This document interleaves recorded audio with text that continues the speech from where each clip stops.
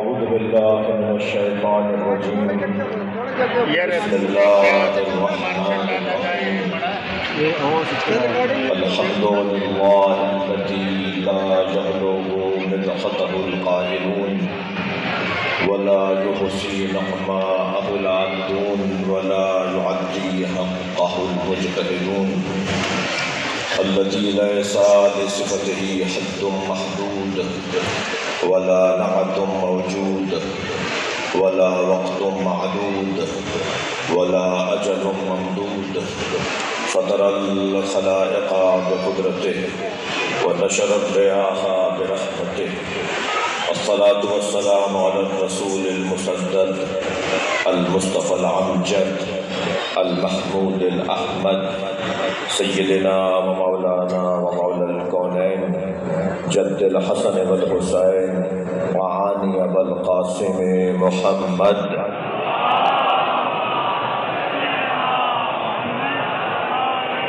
وآله الطيبين الطاهرين المعصومين الذين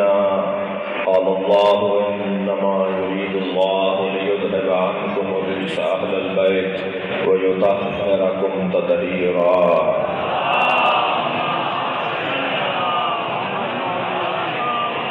ولعنة الله على أعدائهم أجمعين من يوم عداوتهم إلى قيام يوم الدين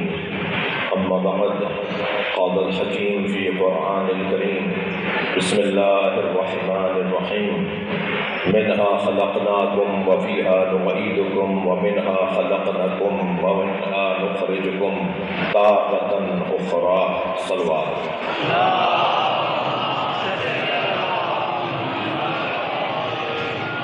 اس سے بلند صلوات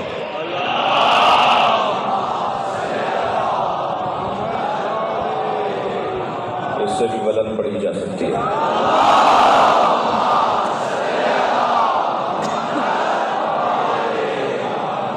التماس کر رہا ہوں ایک مرتبہ سورہ فاتحہ 3 مرتبہ سورہ اخلاص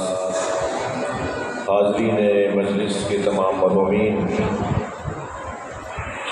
جو شہری شہید ہوئے ان کے درجات کی بلندی کے لیے کچھ بیماروں کی شفا کی التماس ہے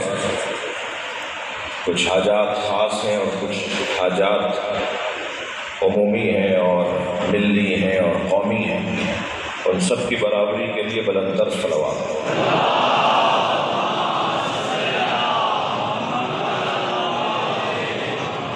سورہ مبارکہ طٰہٰ کی 55ویں آیت ہے اللہ نے اس کلام میں ارشاد فرما رہا ہے وَمِنْهَا خَلَقْنَاكُمْ اور ہم نے تمہیں اسی مٹی سے خلق کیا ہے وَفِيهَا نُعِيدُكُمْ اور ہم تمہیں اسی خاک میں واپس پلٹائیں گے وَمِنْهَا نُخْرِجُكُمْ تَارَةً أُخْرَى اور پھر ہم اسی خاک سے تمہیں دوبارہ خارج کریں گے نکالیں گے ایک مرتبہ پھر میرے مولا علی علیہ السلام سے سوال ہوا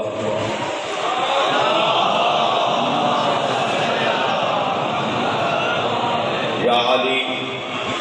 ہر رکعت میں قیام ایک رکوع ایک سجدے 2 کیوں ہیں سوال بھی علی سے ہی ہونا ہے کہ اللہ کی عبادت کا سلیقہ کیا ہے یا علی ہر رکعت میں قیام ایک رکوع ایک سجدے 2 کیوں ہیں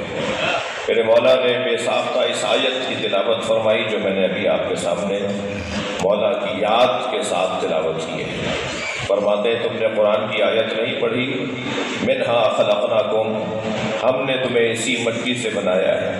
وفیہا نعیدکم اور اسی خاک میں واپس جاؤ گے مولا فرماتے ہیں پہلا سجدہ تمہاری ولادت کی یاد دلاتا ہے دوسرا سجدہ تمہاری موت کی یاد دلاتا ہے ان دونوں سجدوں کے درمیان جو قیام ہے اسے زندگی کہا جاتا ہے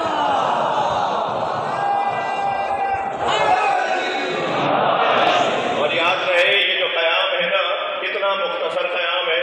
اتنا ہی مختصر قیام ہے جتنا مختصر قیام 2 سجدوں کے درمیان ہے اتنا ہی مختصر قیام اس دنیا میں ہے۔ یہ سال ثواب کی مجلس ہے،